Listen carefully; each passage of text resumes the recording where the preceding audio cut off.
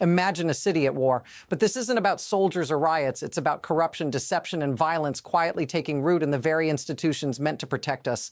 And the spark that set it all off? A single gunshot.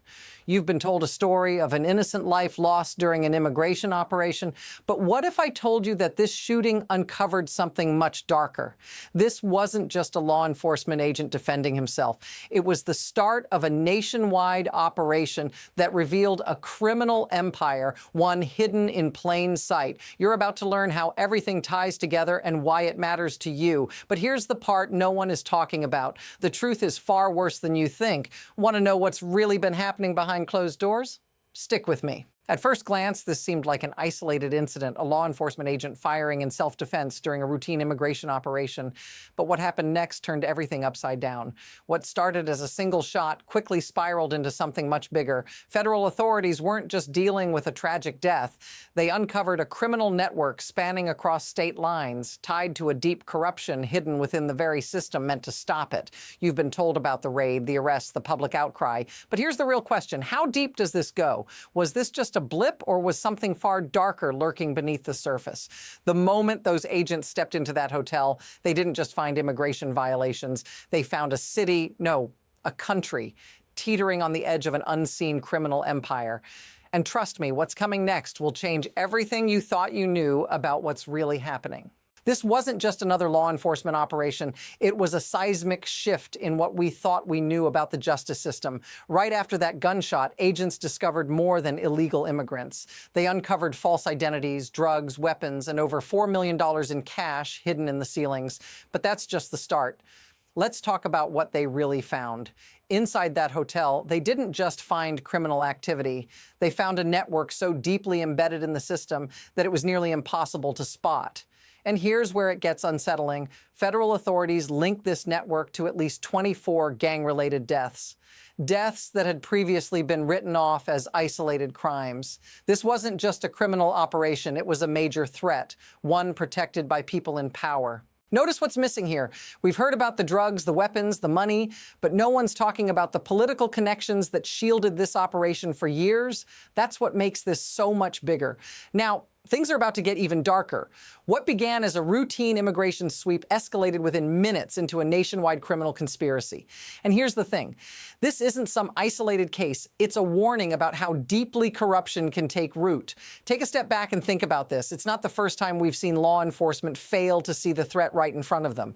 Look at past cases where networks like this thrived under the radar. This time, however, the scale is unlike anything we've seen before. The guns, the drugs, the fake documents, it all pointed to something larger, something more insidious. It's easy to look at this and think, why didn't someone stop it earlier? But the more we look into this operation, the clearer it becomes. It wasn't a mistake. It was a systematic failure. The most terrifying part, it wasn't just the criminals breaking the law, it was the people in power, the ones meant to protect the public, who helped keep this machine running. Corruption had become so normalized the system couldn't see its own rot. This is where the story flips. What if I told you that this was only the beginning? What if the very same corruption, the same kind of negligence is happening right now in cities all over the country? What we're about to uncover will completely change the way you see this case. As the investigation deepened, agents found something more disturbing than they ever imagined. This wasn't just about people trafficking drugs or laundering money. It was about the high-level connections that allowed it all to thrive. Inside that hotel, they didn't just find criminal activity, they found a map of power. The names that started popping up were chilling. Khalif Nurelme, a Somali-born judge with a spotless reputation. Hoden Elanur, an immigration attorney respected in the community. These weren't street-level criminals. They were the architects. For nearly a decade, this couple used their positions to protect the operation. They helped smuggle migrants, create false identities, and shield their network from law enforcement. And the worst part? They had the system itself on their side. Court access delayed warrants. Bribes moved quietly. Even senior law enforcement figures were suspected of being compromised. Now, here's the kicker. Investigators later found the mayor of Minneapolis was also involved. His guilty plea confirmed what we'd all feared. This wasn't just about drugs and money. It was about a deep, institutionalized corruption that reached the highest levels of the city's government. And that's the moment everything changes. The protection this network had inside the system made them untouchable until now. The clock was ticking and federal agents were running out of time. As soon as those high-profile arrests were made, the network began to unravel at a speed no one expected. What followed was a storm of simultaneous developments that left authorities scrambling to keep up. In the hours after the arrests, everything went into overdrive. Within moments, warrants were expanded, financial trails were unlocked, and names that had been buried for years suddenly surfaced.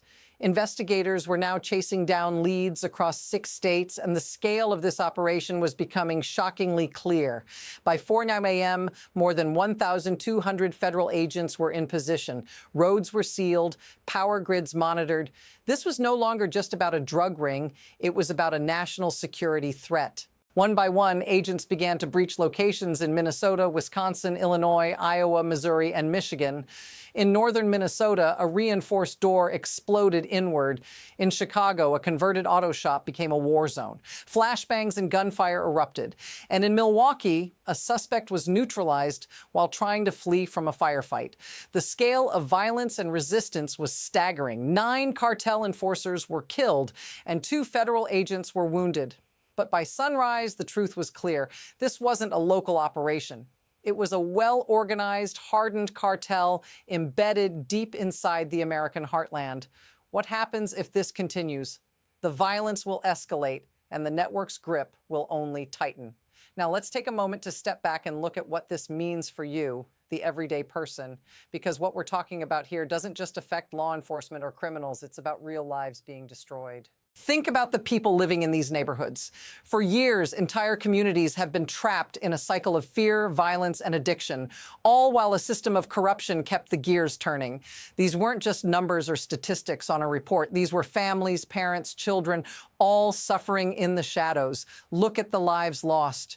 Overdose deaths spiked by over 300% in some neighborhoods. And it wasn't just the drugs. It was the turf wars, the drive-by shootings, the random acts of violence that became routine. If this feels familiar, say so in the comments, because these aren't isolated cases. This is happening right now in cities across the country. And the worst part, many of these people had no idea they were being dragged into a system they couldn't escape.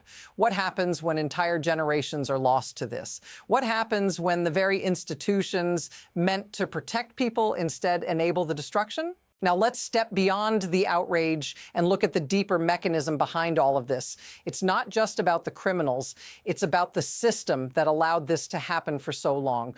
What we're seeing here isn't an isolated failure. It's a massive systemic issue that allowed corruption to flourish behind closed doors. Think about it. These networks didn't survive on violence alone. They thrived on silence, on trust, and most importantly, on complacency. The people running this operation, those high-profile names, the ones in power, understood something most of us overlook. Institutions can be manipulated when there's no oversight. Judges, attorneys, even law enforcement officers, many of them were compromised, some willingly, others through fear or pressure, but they all played a part in allowing this to spread.